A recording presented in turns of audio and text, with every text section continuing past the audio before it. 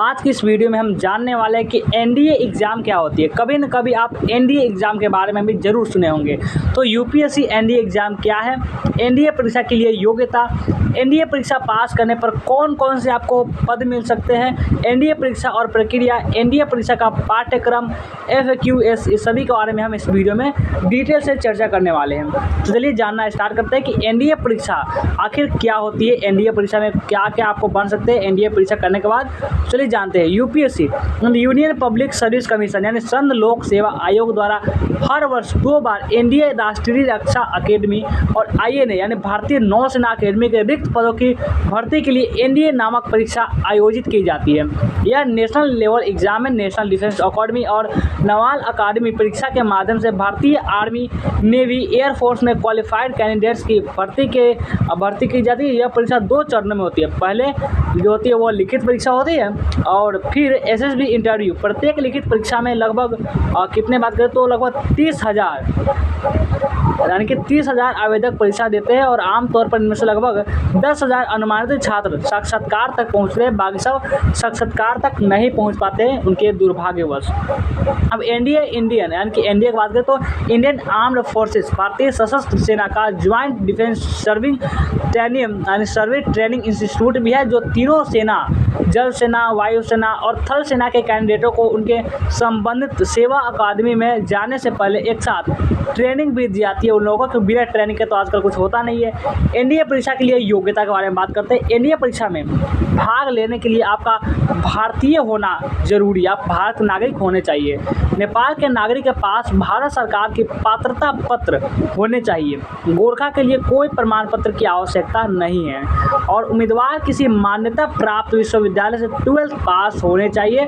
उम्मीदवार की उम्र 16 वर्ष से 6 वर्ष से 19 वर्ष 6 महीने के बीच होनी चाहिए। उम्मीदवार किसी गंभीर बीमारी से पीड़ित नहीं होने चाहिए। कोई भी उम्मीदवार हो वो किसी गंभीर बीमारी से पीड़ित नहीं होने चाहिए। उम्मीदवार अविवाहित भी होने चाहिए। ये भी जरूरी है कि उम्मीदवार जो है उसके शादी नहीं हुआ होना चाहिए, वो अविवाहित होने चाहिए। वायुसेना और जल सेना के लिए उम्मीदवार को 12वीं में फिजिक्स, केमिस्ट्री और मैथ्स विषय में पास होना चाहिए। वायुसेना और जल सेना 12वीं की कला से उत्तीर्ण छात्रों के लिए नहीं है। एनडीए में पुरुषों के लिए सामान्य लंबाई 1.65 मीटर और महिलाओं के लिए 1.50 मीटर होनी चाहिए। और चलिए आगे जानते हैं एनडीए परीक्षा पास करने पर कौन कौन से पद मिलते हैं। चलिए जानते हैं अगर आप एनडीए परीक्षा देते हैं तो आपको कौन कौन से पद मिल सकते हैं। एनडीए परीक्षा पास करने पर कौन कौन से पद मिलते हैं तो यूपीएससी एनडीए परीक्षा में भारतीय थल सेना, वायु सेना और जल सेना में प्रवेश मिलता है। एनडीए पास करने पर उम्मीदवार सबसे पहले राष्ट्र रक्षा अकेडमी यानी एनडीए या नौसेना अकेडमी एनए में 3 साल का प्रशिक्षण पूरा करते हैं। 3 साल की अवधि पूरा करने के बाद कैंडिडेट्स को 1 साल तक आईएमआई में ट्रेनिंग करनी होती है और इन आईएमआई प्रशिक्षण के दौरान उन्हें 56,100 रुपये प्रति माह स्पाइट पैड भी मिलती है। और आगे जानते हैं और इसके बाद क्या होता है, पूरी ट्रेनिंग के बाद इन्हें लेफ्टिनेंट के पद पर नियुक्त किया जाता है। लेफ्टिनेंट के पद के बाद कैंडिडेट सेना में captain, major, lieutenant colonel, brigadier, major, general, lieutenant general के पद तक जा सकते हैं। यह पद बढ़ते हुए क्रम में दिए गए और सेना में जनरल का पद सबसे ऊपर होता है। किसका पद? जनरल का पद जो होता है वो सबसे ऊपर होता है। अब एनडीए परीक्षा और इसके प्रक्रिया के बारे में समझते हैं। राष्ट्र रक्षा अकेडमी यानी एनडीए में चयन के लिए 2 चरणों की परीक्षा होती है। पहला लिखित परीक्षा और दूसरा एसएसबी साक्षात्कार यानी कि इंटरव्यू। लिखित परीक्षा की बात करते हैं। लिखित परीक्षा UPSC union public service commission द्वारा आयोजित होती है। लिखित परीक्षा में 2 प्रश्न पत्र होते हैं, गणित और सामान्य योग्यता परीक्षा।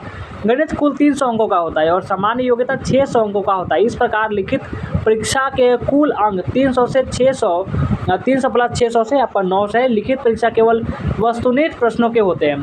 प्रत्येक पेपर के लिए 2 घंटे 30 मिनट का समय दिया जाता है, यानी एक पेपर के लिए 2 घंटे 30 मिनट का समय दिया जाता है। तो कुल परीक्षा अवधि 5 घंटे की होती है। कितने घंटे की? 5 घंटे की कुल परीक्षा की अवधि होती है। अब आते हैं एसएसबी साक्षात्कार के ऊपर कि एसएसबी साक्षात्कार क्या होती है। लिखित परीक्षा में उत्तीर्ण छात्र ही साक्षात्कार के लिए पात्र होते हैं। साक्षात्कार एक कठिन प्रक्रिया है। यह साक्षात्कार 5 दिनों तक चलता है। इस दौरान आपको बुद्धिमत्ता और व्यक्तित्व को परखा जाता है कि आप कितने बुद्धिमान हैं, आपके पास नॉलेज कितना है, आप कैसे रहने वाले हैं, आपके बात विचार कैसे, इन सब बातों को दिखाया जाता है। दिन पहले में चित्र बोध परीक्षण और विवरण परीक्षण करना होता है, दूसरा में मनोविज्ञान परीक्षण यानी कि साइकोलॉजी, और तीसरा में समूह परीक्षण यानी अधिकारी का कार्य और साक्षात्कार सम्मेलन।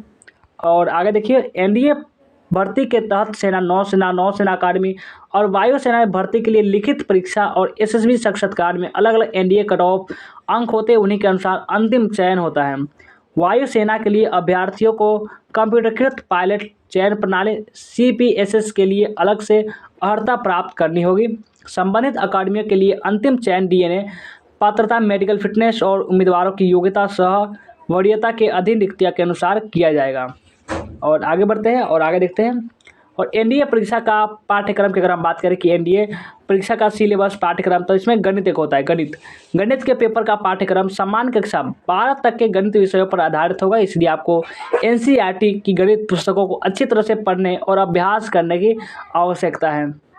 उसमें जो सिलेबस की बात होती है, होता है बीजगणित, जिसे हम अलजेब्रा बोलते हैं, आव्यूह और निर्धारक गणित, मैट्रिक्स एंड डिटरमिनेंट्स और त्रिकोणमिति एंड ट्रिगोनोमेट्री, और 2-3 आयामों में विश्लेषणात्मक ज्यामिति यानी कि analytical geometry in 2 and 3 dimension.